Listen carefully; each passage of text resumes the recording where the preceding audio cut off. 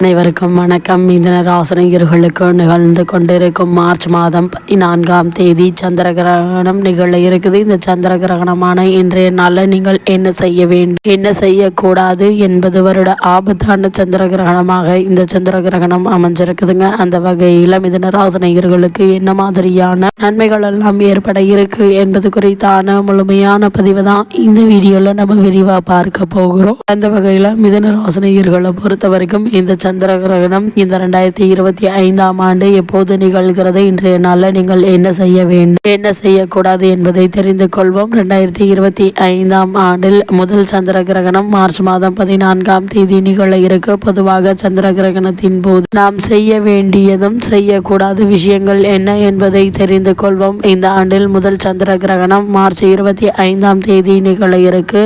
மங்களான பெண்ணும்பரல் சந்திர கிரகணம் ஏற்பட இருக்குதுங்க. இது உலகில் பல பகுதிகளில் தெரியும். இந்த கிரகணத்தின் போது நாம் செய்ய வேண்டிய விஷயங்கள் என்ன, கவனமாக இருக்க வேண்டிய விஷயங்கள் என்ன என்பதை பார்ப்போம். அது மட்டும் இல்லாமல் இந்த ஆண்டின் முதல் சந்திர கிரகணம் 2025இல் எப்போது என்று பார்க்கும்போது சூரியன் மற்றும் சந்திரனுக்கு இடையே பூமி ஒரே நேர்கோட்டில் வரும்போது சந்திர கிரகணம் ஏற்படுகிறது. அதாவது தற்போது மீன ராசியில் நிழல் கிரகமான ராகு உடன் சூரியன் சஞ்சரிக்க கூடிய நிலையில் அவர்களுக்கு நேரெதிரே ஸ்தானத்தில் கன்னி ராசியில் கேது உடன் சந்திரனும் சேர இருக்கிறார். இதனால் சந்திர கிரகணம் ஏற்படுகிறது. அந்த வகையில் மார்ச் 14ஆம் தேதி வெள்ளிக்கிழமை சந்திர கிரகணம் நிகழ்வு ஏற்படுகிறது. இந்த சந்திர கிரகண நிகழ்வானது காலை 10:23 மணிக்கு தொடங்கி மாலை 4:39 மணிக்கு முடிவடைகிறது. இந்த இந்திய நேரப்படி சந்திர கிரகணமானது பகல் பொழுதில் ஏற்படுவதால் இதனை இந்தியாவில் பார்க்க முடியாது. அது மட்டுமில்லாமல் இந்த சந்திர கிரகணம் எங்கு தெரியும் என்று பார்க்கும்போது இந்த சந்திர கிரகணமானது கிழக்கு ஆசியா, தென்மேற்கு ஐரோப்பா, கிழக்கு ஆப்பிரிக்கா, அட்லாண்டிக் பெருங்கடல், வட துருவம் மற்றும் தென் துருவம், தென் அமெரிக்கா, பசிபிக் பெருங்கடல் உள்ளிட்ட பகுதிகளில் பார்க்க முடியும். அது மட்டுமில்லாமல் இந்த சந்திர கிரகணத்தின் போது என்ன செய்யக்கூடாது என்று பார்க்கும்போது சந்திர கிரகணம் ஏற்படும் போது ஒரு சில விஷயங்களில் நாம் சிறப்பாக உடன் செலுத்த வேண்டும்.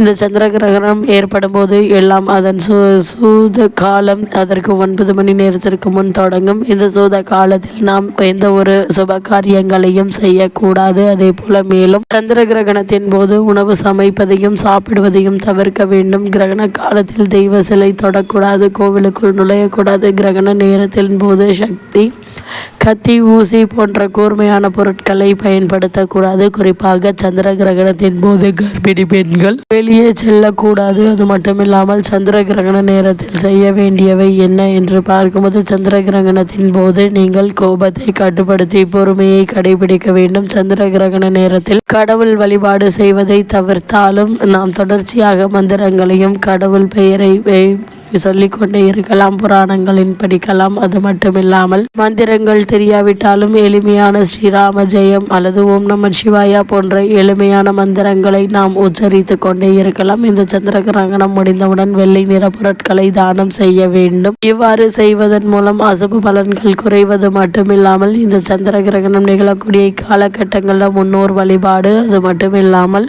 உணவுப் பொருட்கள், தண்ணி ஆகியவற்றில் துளசி இலையை போட்டு வைப்பது நல்லது என்பதை கிரகநிலைகள் தெளிவாக அறிவுறுத்தது. அதேபோல் இன்றைய நாளில் உப்பை தானம் கொடுப்பது தவறு என்பதையும் கிரகநிலைகள் தெளிவுபடுத்தது.